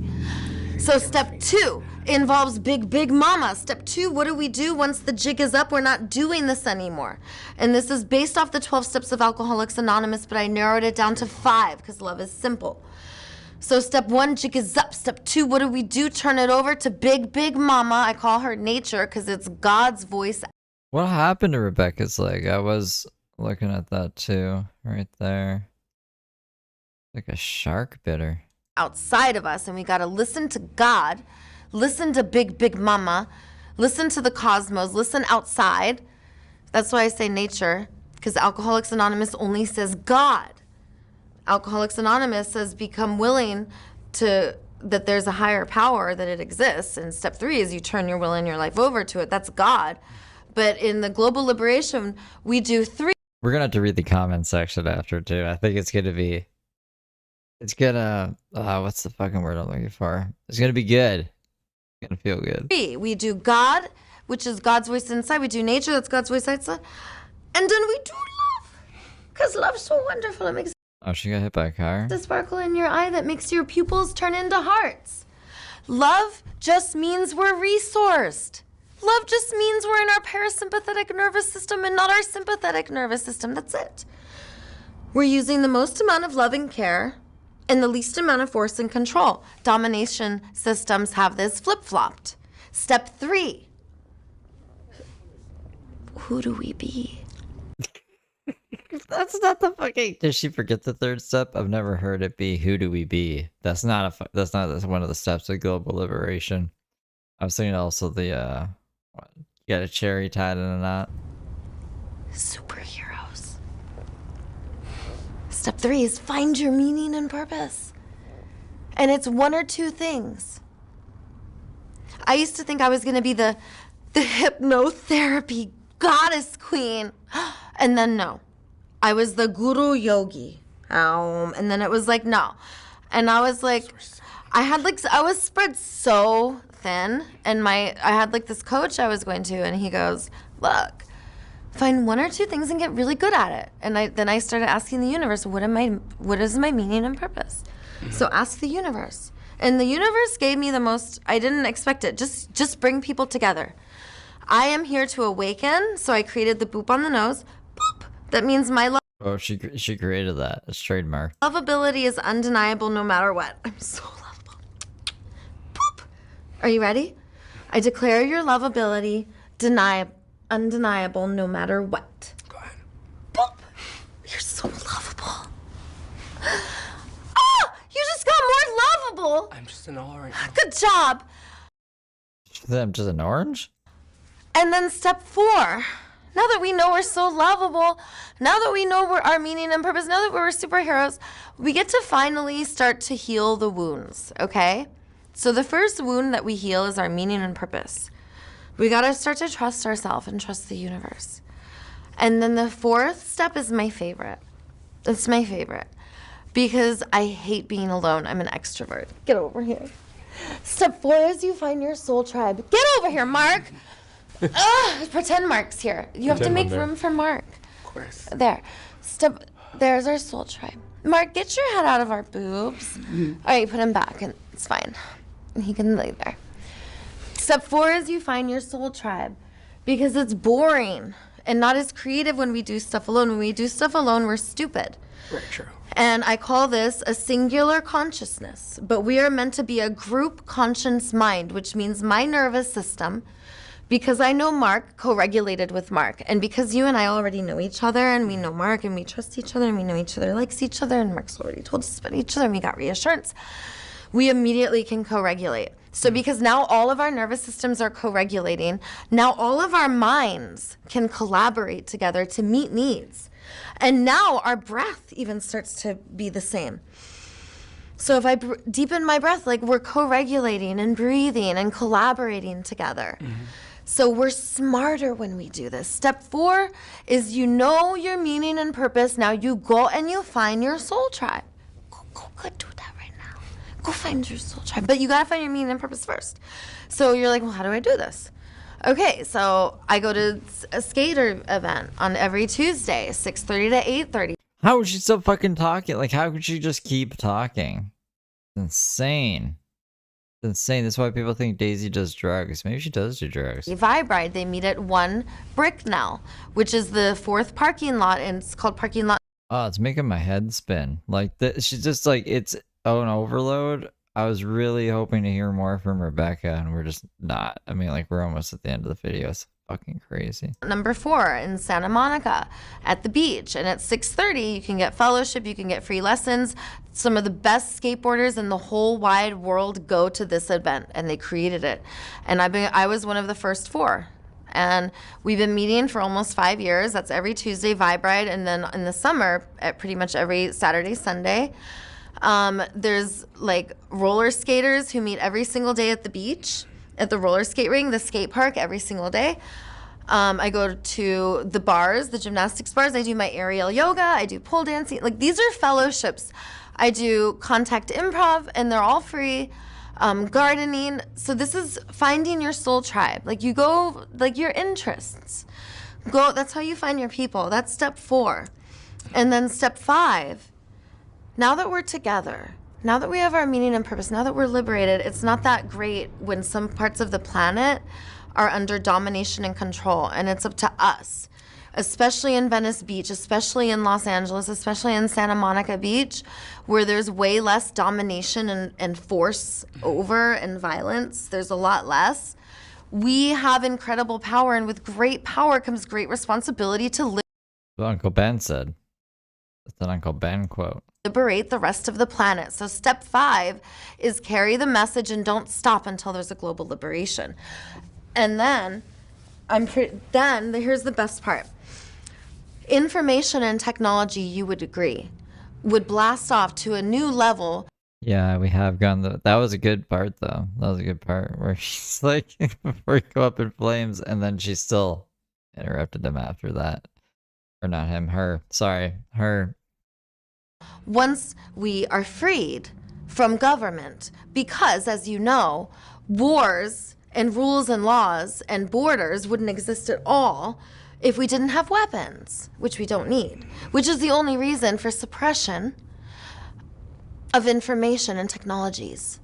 So what is there's so many amazing parts of global liberation, but one of the best parts about global liberation is we get to free information and technology. We don't have governors or leaders anymore, and everything is based off of needs now instead of merit. And what's amazing is people could still have lavish abundance and extravagance because market economy is for game stars, performers, trinkets, treasures, treasure hunting, and influencers and famous people, and that's fine. But for everyone else, there's the fellowships that are based off of needs. And one of the best parts is when information and technology is freed, we'll be living like the Jetsons. You would need to go somewhere, a little pod will be like, and then, okay, I identified 4 areas of scarcity. You want to hear them? A scarcity of giving, where I want to teach yoga and I can't. A scarcity of receiving, where I want to go to hot yoga and I can't. A scarcity of learning. Oh, and also like giving and receiving, where it's like I need to get dental work. Like I chipped my front tooth skateboarding. I cannot receive dental work. And there's also a scarcity of giving, where there's a lot of people who want to practice dental work and cannot. And the other 2 areas of scarcity that I identified is teaching and learning, where there's a lot of people out there who want to learn how to be a dentist, and there's a lot of people out there who want to teach people how to be a dentist, and they can't. So those are the 4 areas of scarcity, and it really, really hurts us. That's a lot of information. She's a genius, though. Rebecca She could is- take all of it. Rebecca's I'm very sitting bright. here and I'm like, I'm just soaking up the entirety of what seems to be a philosophy towards. I agree with liberation, but I believe it's more important to just Think of AA. Think of Alcoholics Anonymous in terms of liberation, because we were forced into this by kings and queens. I believe it's important to condition yourself towards more than self-substantiating, but not operating out of trauma or out of self-degradation or self-suppression, but rather elevating. I love grime, and there's something about grime and I don't want to say filth that's that can be authentic, or maybe not even authentic, but in a sense re-glamorized. But I feel like it's more important to self-pleasure than to self-condition to a need to a system of, it's not normal function. But I believe that in society, if we were able to restrict ourselves to correlation in a sense of, like I say, luxury or self-luxuriating, like, wouldn't you want to always rather feel like you are in a state of pleasure than in a state of need to suppress pain or heal pain? Healing is beautiful, but what if you were able to Be healed and just enjoy life? exceed the need to heal, as in you were always in a state of pleasure? Yeah, so instead of healing, then you could just feel pleasure and ecstasy and suppress the pain, and that could be a way of life, you're saying, right? Yeah. And that you could then carry the pain around with you in a container and hold it there until you're ready to process it. Is that right? But without suppressing the pain, like, take the idea of trauma and So pain. you do not suppress the pain during this time, and you do not put it in a container during this time. The pain is being what? Converted. Through Social interaction, you can convert pain into pleasure. As in, instead of walking around hurting each other or hurting ourselves, we walk around pleasing each other. Wouldn't you agree? That's right. That's what I was saying. Well, yeah, that's what you're saying, Daisy. You said it really fucking long and all over the place. We attune to each other. So I identified 3 ways. So the language of the heart is essentially this. So I created my own communication, unconscious communication. I'll tell you first, then I'll tell you the language of the heart. Unconscious communication, evaluating what's good or bad, what we think, that's our story and our unconscious contracts. And then once we're done evaluating and thinking, now we come up with our strategies. Like, what are we going to do? And that's also unconscious contracts too, but then it's also sometimes like, I'm going to punish you. And that's where our demands, threats, and punishments and rewards come in, right? So that's coercion. So that's unconscious communication. And then conscious communication is essentially what you're saying, like giving people pleasure. And this is how we do it. We attune to each other's bodies in a language of body sensations. Then we co-regulate with each other's biofields, the energies in motion, moving around each other. And that's kind of like when Mark's facial expression changes. Like What does it change to? I think Mark has kind of heard it all at this point. What is it? What does it even do? He gets a horny face on. I could feel his biofield even if I don't see his facial expression change, right? But that's attuning to his body if I watch his facial expression change. But I could still also feel his biofield, which can match or not match his facial expression. So now I know if this person's being authentic or inauthentic, and I can say, hey, is that smile for real, or like are you feeling a little uncomfortable? Like, what does that smile mean? And then now I can check in because I'm doing 2 out of the 3 language of the hearts. I'm attuning to the body sensations and co-regulating with the biofield. And now I want to collaborate to meet the needs. How can I support your thriving? Like, well, Exactly. like, thank you for telling me that you are feeling uncomfortable. That's what I thought. I saw your shoulders go up me? to your ears. No, I'm pretending like Mark's sitting there. Yeah. I'm just pretending. Did Mark run away? Mark was like, "Fuck this shit." Doing the 3 languages, like how you would say it. Yeah. So it's like, yeah. So so the body is like your shoulders went up. Your face doesn't match your body or your biofield. Like, how are you feeling? And then what are you needing? It's like, how can I support your thriving, Mark? Like, maybe you would like for us to change the subject. Would you like us to talk about something else? Or maybe you would like for us to have some movement. These are needs. Like, so we're collaborating. So that's the language of the heart. Body sensations, feelings, and needs. And when we do this, we're essentially bringing pleasure to each other. Because even if we're bringing pleasure to each other, sometimes I'm going to make a mistake and I'm going to bring you displeasure. Right? I'm going to make a mistake. I'm going to harm you. Maybe it's on purpose. So when this happens, we want to have a language of the heart, because if I now evaluate you, tell you what I think, make demands, and then withhold needs as a punishment, because sometimes I don't even tell you what the punishment is, or I don't do anything sometimes, or I reward you, like, oh, your needs will get met if. And sometimes boundaries will be like rewards, that's coercion. Yeah. So if instead, because if we always want to please each other, if I'm always pleasing you, and we live in this world of pleasure, as you said, then if we can stay in the heart, like, it's a balance, and it's a dance, in fact. Yeah. Because sometimes there is rupture, and sometimes there is a mistake, and the dance is like, how do I like detox this, like, evaluating, thinking, strategizing, and find a place to vent and wallow and process, so that when I come to you, I can tell you what I'm feeling and needing, instead of telling you what's wrong with you. Exactly. And I feel like it's more important to condition yourself to a state of your own complete activity, in the sense of, what's the word? Just give me a second. A constant, what's the word? God, sorry, my mind's just blank right now. It's scrambled eggs from listening to this nutcase.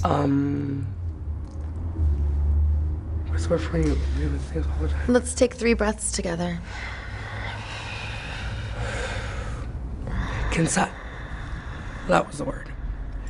So you consent to a state of higher being, higher elevation, rather than lacking consent towards a state of self-suffering or self-punishment. I love inviting in higher states and consenting to it. That all I have to do is say yes, and it will happen. Literally. Shall we close it out there? Mark's like, the fuck out of here. We're done, right? We're done. Let's boop each other on the nose at the same time. All right, we're gonna do one for Mark too with the other hand. Here, I'll get Mark's boop. Boop. You guys are sweet. You guys are cut from the same cloth. I That do part. love you. Do you like my under boobie? Beautiful. So perfect. It's the new style. Under boobie, and then always remember, girls, nipples pointing up. You always want to like you could pull them up like this, and it's like giving yourself a boobie lift. You'll train everything. And then get silk pillows. Silk pillows will help your face be like gorgeous and glorious, and then also use red and blue lights everywhere. I just want you to know, if we close this out, that you deserve to exist in a state of self-beautification and thrive towards it. Step 1 is look hot. Always. Rebecca and Daisy, thank you very much. Thank you. Au revoir. This was meant to be, I think. I know, right? Yay. Besties. Happy hands. Oh my God. Love you. I love you. You're amazing. I think I'm going to have to do English subtitles on this talk. What? Why? Even though it's soft white underbelly. I get out of here, softwood underbelly. Should we do whatchamaface, the other thing? This fucking, oh my god, this thing. He's gonna put me to fucking sleep, bro. Ba na na na na na na na na na. Alright, here we go. But look at Bennett. This is Daisy this morning. I think she had too much chocolate. I'm too lovable! But look Oh, at Bennett. no, I just got too lovable! I'm too lovable! Look at me! Look at how lovable I am!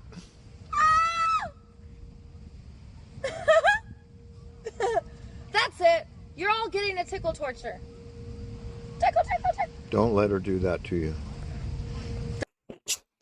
Don't let her do that, dude. The tickle torture claw's It coming. drives you crazy. A tickle, tickle. Here I come.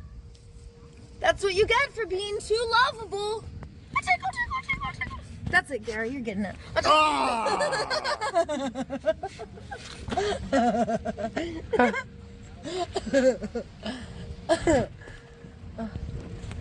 Okay, tell us your life story. Okay. From when you I were was- 17. I was born up.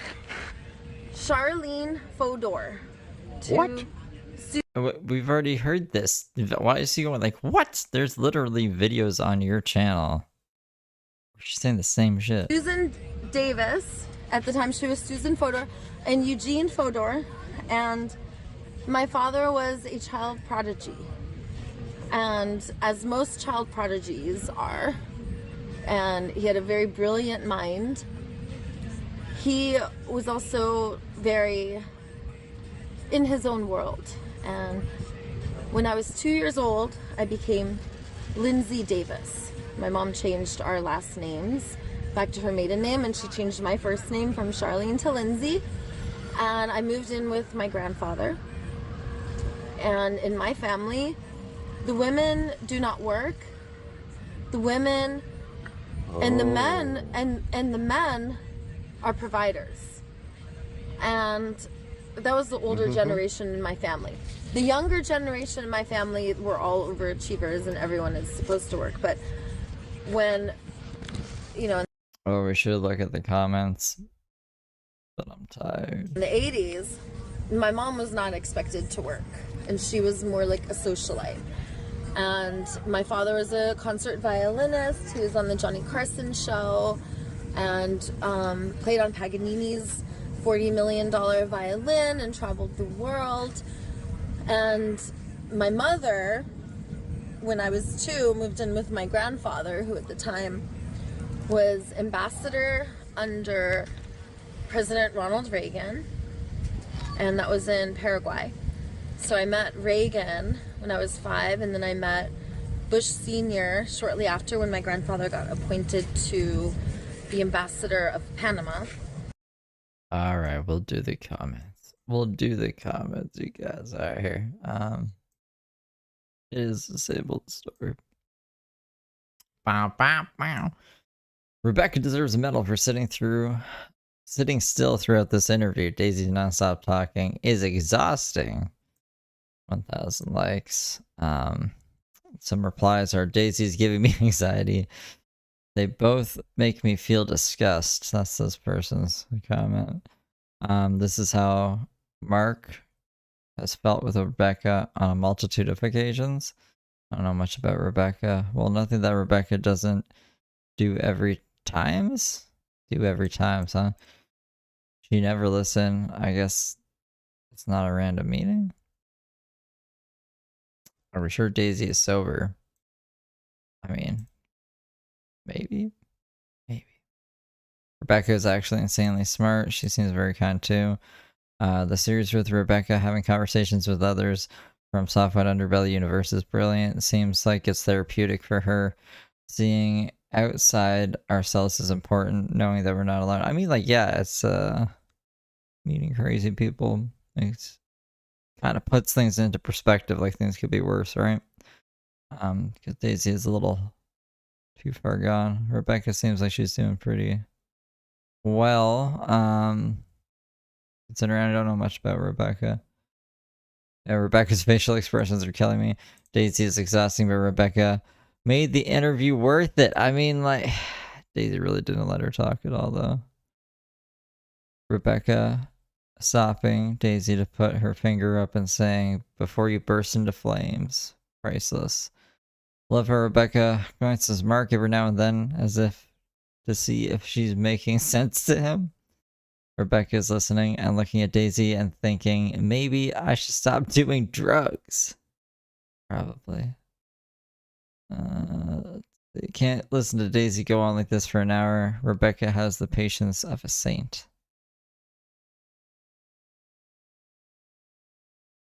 Daisy is too much. It would be nice having Rebecca sit with a therapist for an hour and hear what she has to say. Rebecca, you're so beautiful and smart. I wish that you will find your way one day. So yeah, a lot of love for Rebecca. Everyone hates Daisy. And not one like positive thing about Daisy. Rebecca was exhausted by the end of this interview. I can tell she's sober by her hygiene is important and her temperament is much calmer. I mean, like, I don't think anyone on drugs would be able to put up with Daisy going on and on and on and on and on like that. Staying with Mark is helping a lot. I'm hoping Olivia, his daughter, is doing something with her fashion-wise. Rebecca on Olivia's TikTok. Ooh, interesting. So that's the comments. Those are the comments to that. We'll go back to Daisy's crazy story and we'll wrap it up for the day here. So I grew up in the U.S. Embassy. We used to have grand balls, and my brother, my sister, and I would dress up for black tie events all the time, and we had like performances and world leaders come to the United States Embassy. I played with Noriega's children, the dictator of Panama. My grandfather visited him in jail when he went to jail. We used to have a butler. I could push 0 and a butler would answer the phone and I could order stuff to my room. So that was pretty cool. I grew up like with extreme privilege. Till I was 12, I had live-in nannies. And when I was little, like, went to a lot of schools. I went to a lot of different private schools, 8 schools in 7 years. And when I was in South and Central America, I got taken to school in a limousine. And when I came to the United States, we brought one of the nannies with us, and she was a teenager. My grandpa ended up getting her pregnant, so she had to get an abortion. And there was a lot of like family secrets, so that the outside of our family looked really good, but the inside of our family was pretty broken. There was psychological abuse, and getting kicked out of the house was kind of a regular thing. Like my mom. Okay, had a slight interruption. Yeah, that wouldn't be a Venice Gallery video. Gary didn't mess up the recording somehow. Go ahead. Okay, so I barely graduated high school. I did not like school, and I didn't pay attention. But I was smart enough to not have to do anything and still get by. When I was an adult, I didn't really see the value of like school or education, because in my home, you would just get a guy to pay for it. So that was what I did. I was a really successful sugar baby, and I would find some poor sucker, usually someone very submissive, and I swung dominant, and then we would like reenact our trauma together. And that happened because when I tried to talk about my trauma when I was little, I was called a liar, told like what happened to me didn't happen to me. In my home, when there would be verbal, physical, or psychological abuse, there would be no repair work done afterwards. So I had a disorganized attachment. Remember her and Prince's repair work that just turned into them kind of like fighting and walking off from each other? Attachment style by the time I was an adult.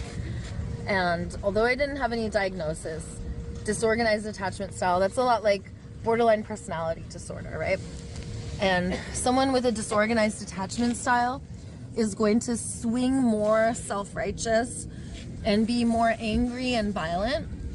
Disorganized attachment style, that's like out of the 5 F's, that's like fight. And then flight would be dismissive and avoidant. And then anxious and preoccupied would be like fawning.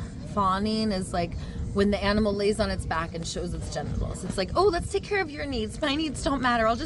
Let's not rock the boat or get anyone upset. That's fawning. And then the other 2 F's, fight. I don't even know if this is what it is. Flight, fawn, freeze, and the other way we use and hurt each other is we sexually exploit one another. F-U-C-K. So I leaned very disorganized attachment style, and I reenacted my trauma until I was 36 years old, and I will forever remember my sobriety date. My kids were taken away from me. Let's see, I got arrested on July 21st. My kids were taken away from me the next day, 2018. And my sober date, 12 days later, is August 2nd, 2018. And you probably have heard me say that date on camera for the past 7 years, and that date will never change. Forever will my sobriety date be August 2nd, 2018. And that's because I was reborn on that day, and getting sober from drugs and alcohol was the start, because the truth is humanity is very addicted. We're addicted to sugar, to, you know, many of us caffeine, to gluten, unhealthy relationships. We're addicted to market economy. I mean, there's things that we do because we're seeking that dopamine, and we're supposed to get dopamine from relationships and from taking care of life. But because we have exited the symbiotic flow of being one with nature, and now we are not symbiotic, we can never fully be happy and have those dopamine hits, so we become addicted. And part of my spiritual journey, like when my spiritual journey began in 2018, part of my spiritual journey was identifying everything that's an addiction, identifying everything that I'm doing that is not in my nature. And it was not only drugs and alcohol, it was relationships, and the biggest addiction of all, you want to know what it is? Market economy. Doing something for a trinket, doing something for money. I found out pretty much everything I did was for money. The men who I dated, for money. Every decision I made because of money. When I stopped making decisions because of some addiction, and money is an addiction, when I gave up the addictions, my entire life started to change. And What's this? What is this? A bunch of bloody gluten addicts? Yeah? what I realized over the course of the past 6-7 years of being sober and being on this journey, what I realized is that this world is not made for people like me. That people who want to speak radical truth and live in their nature and be without distractions and addictions, that people who want to walk the walk and talk the talk and live the light and be the light, this world does not fit. And realizing this has empowered me and emboldened me to a new level of bravery that I've never had before, because I never thought that a world more beautiful was possible. But I know that this world... Yeah, Daisy's really wearing me out today. So, must have missed that. We're all addicted to gluten. I mean, like, gluten's pretty bad. So kill me. I am not addicted to gluten. Exists. And I've not only seen it in my heart, I have seen glimpses of it through recovery and being part of not merit-based systems, but need-based fellowships that are based off of how each other feels and a flow of meeting needs together, collaborating to meet needs. Gary, one of the reasons why you and I have become so close is because No one else will put up with my shit anymore. Not even Santa Monica Close-Up. we need each other. And it's not in the way where like you would be fine without me and I would be fine without you. But we are interdependent and we are life enriching and we empower each other. And being in your life benefits me. And having you in my life benefits you, having me in your life. So that is what I realized the true gift is. And that there are two types of giving. There is natural giving in the way that I speak, when we speak radical truth, when there is transparency, honesty, and trust, not only in each other, but trust in the universe. And we must connect again so that we are together and not separate in order to operate in a more beautiful world that works for everyone, that is free from addictions. So that has basically been my life's work, and the way that I discovered that this was my journey is because when I got sober from drugs and alcohol, I realized I could not be a sugar baby anymore. And that was like really the decision I was making. It's like, I'm not going to be a sugar baby, and I don't have drugs and alcohol to numb out, so I just can't do it. Right? We've heard all of this. We have heard all of this. I guess Venice Galleries, it's just filling in for Santa Monica Close-Up. But I think Santa Monica Close-Up can, like, rein in her, like, stories a bit better. Either just not upload them to his channel, or be like, nah, I don't want to listen to this, Daisy. I have enough of this on my channel already. I guess Venice Gallery does not have enough of this on his channel already. So that was just kind of like, if I get sober, I know I cannot do this thing because I need to have one to have the other. And once I started to do that and try to live a different life where it's not coercive giving, because if I'm using you, even if, you know, I think I'm not being used, if I use someone, I am also being used. So in order to get by, I still needed men's money. And I wasn't able to use them, but I needed their money. So what I didn't realize is I also needed them as part of my healing journey. So instead of selling my body, I was selling dominant massages. So guys would pay me to beat them up. And I like to dance on them. And I would tell them, I'm gonna stomp on you, jump on you, kick you, slap you, rip your clothes, spit on you. Like, She needs, like, news stories. She needs to go out and live life. She needs to get off the beach. Just like John said, you need to get out of the beach, Daisy. Go and pursue some new endeavors. so I would do something new and I'd be like, oh, you're gonna get burned. I would just add it to the list of consent. And I would get consent, and boy, these dominant massages were going like hotcakes. So at about 14 months of beating men up, I realized that I do not want to beat them up, I want to heal them. So I went to massage school, I became a yoga instructor, I went to school to become a hypnotherapist, and I created Flow Strokes, which is a combination of hypnotherapy and yoga Thai body work. And I discovered, instead of BDSM and beating people up or being a sugar baby or acting out trauma, that we could just do flow strokes, that we could heal through touch, but not exploitative touch, but touch that is about consent and about like reciprocity and honoring of each other. And furthermore, I discovered that we must never sell things like touch. That you're not supposed to sell intimacy and touch and massage, that these are things meant to be done. And like, you know how I offer you body work, Gary? You couldn't pay me to do body work. No one can pay me. I'm not for sale. But I offer you because you're in my tribe and because it serves me to watch you be elevated from my body work. It has a positive impact on me if you are healed. So that is why I want to take care of my tribe. You cannot pay me for this. You can't buy me. And once I realized that the jig's gotta be up, that I'm not the only one that wants to be sober from market economy.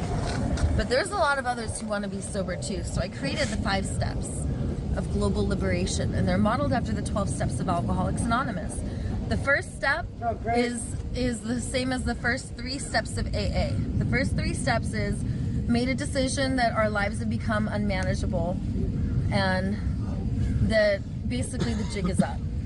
Step 2 is become willing to believe in a power greater than ourselves. And step 3 is you turn your will and your life over.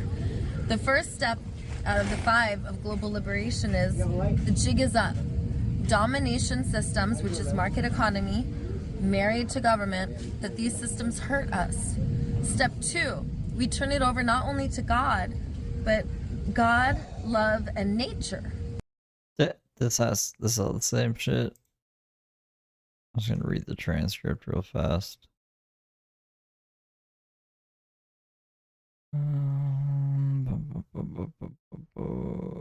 Let's just go to here.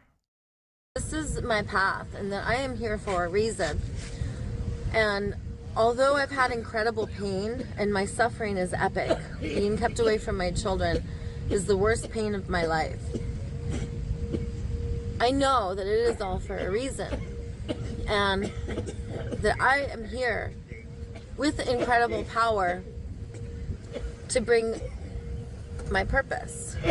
And my purpose is to awaken and unite us. Got it. Now get it.